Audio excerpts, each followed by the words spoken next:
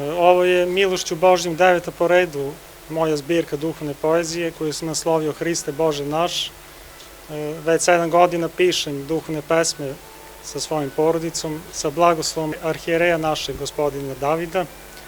I eto, s vremena na vreme volim da okupim svoje prijatelje i prijatelje pisane reči, prijatelje Božje, da se saberemo i proslavimo Boga kroz stihove i kroz duhovne pesme.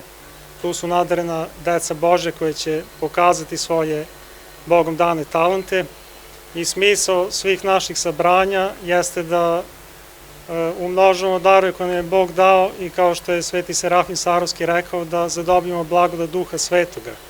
To je smisao naših života, a osobito smisao duhovnog života, jedna neprestana borba i jedno neprestano bodrenje uz pomoć Božju i blagodaću Duha Svetoga, a to je i cilj i mog rada i ovih sabranja, dakle naših okupljanja i u hramovima Božjim, ali i ovako na ovakvim mestima, jer ovo je živa crkva. Ovo su ljudi koji vole Boga, koji proslavljaju Boga svojim životom i ja sam zaista blagodaran svima, a osobito svojoj porodici, svojim bližnjima, ali zapravo svi su ovde moji bližnji i svi mi oni upućuju redovno molitvene želje. Daj Bože da bude još mnogo pesama, još mnogo knjiga i te molitvene želje Bog čuje.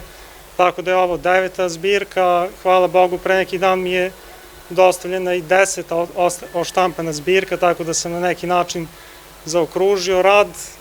Aktivan sam na društvenim mrežama i vremenom je publicitet sve više porastao, pesme se čitaju, ali, kažem, smisao svega nije popularnost niti publicitet, nego da se proslavlja Bog.